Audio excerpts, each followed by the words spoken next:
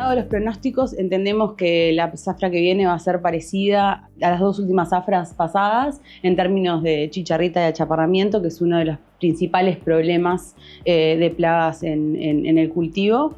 Entendemos que porque es un año niño va a haber más maíz de primera sembrado y eso hace que la ventana de riesgo sea menor, porque tanto la chicharrita como la espodóptera o la cogollera son dos plagas que ocurren más en el maíz de segunda, que es en el momento que las condiciones son más óptimas en términos de temperatura para la plaga. Nosotros sabemos que la chicharrita en nuestra zona está en una zona de transición.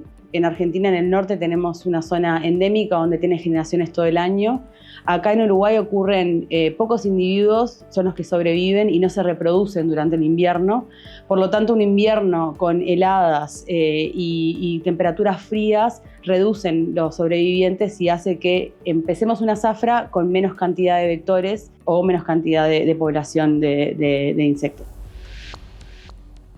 Sin la chicharrita no tenemos achaparramiento. Los patógenos del achaparramiento se reproducen o se multiplican en la chicharrita y cuando la chicharrita se alimenta de la planta maíz, lo transmite a la planta y la planta misma es el reservorio de esos 4 patógenos.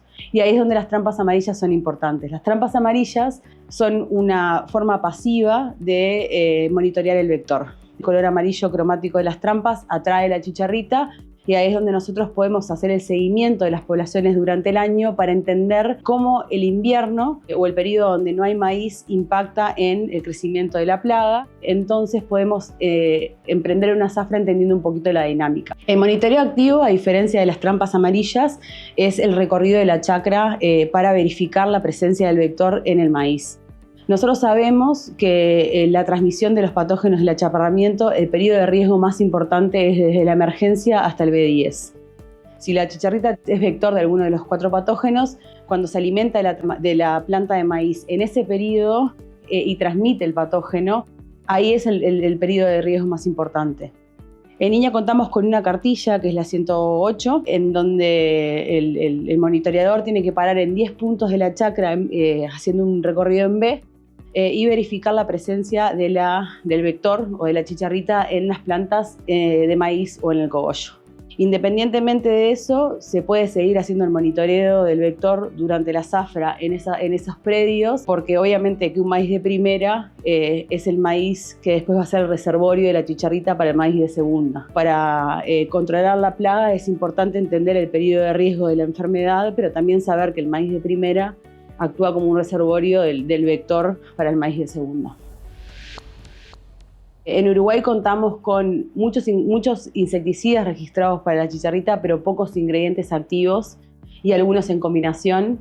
Entonces, lo que recomendamos desde INIA es que cuando se haga el seguimiento de la chacra y se llegue a un umbral, que se intente derrotar los productos y que se intente actuar cuando la población de la chicharrita está baja. Porque ya se sabe que cuando la chicharrita tiene poblaciones altas en el maíz, no es necesariamente que se está dando resistencia, sino que ya de por sí tiene una tolerancia intrínseca a los insecticidas, por lo tanto, poblaciones muy altas, es muy difícil que un control se dé efectivamente. Entonces, recorrer la chacra siguiendo los umbrales, siguiendo las recomendaciones de la cartilla y entendiendo que los umbrales son bajos porque es un vector, y considerando la rotación de ingredientes activos cuando se decida un manejo químico. La recorrida es súper importante. Ambas plagas están en el cogollo. Se puede usar el recorrido en B de la cartilla que estamos recomendando para la chicharrita para medir el daño de espodóptera también.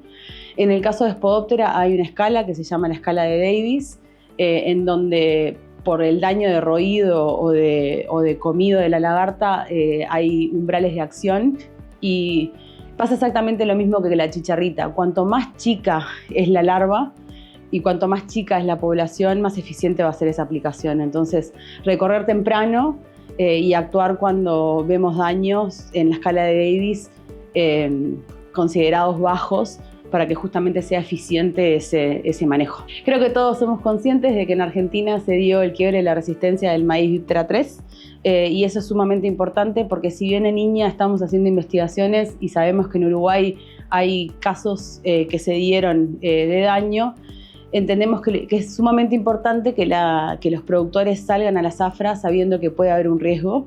Entonces, la recorrida a nivel chacra, independientemente si el maíz sea transgénico o no, debería de estar. Y si comenzamos a ver daños, actuar tal vez siguiendo las escalas de un maíz no transgénico.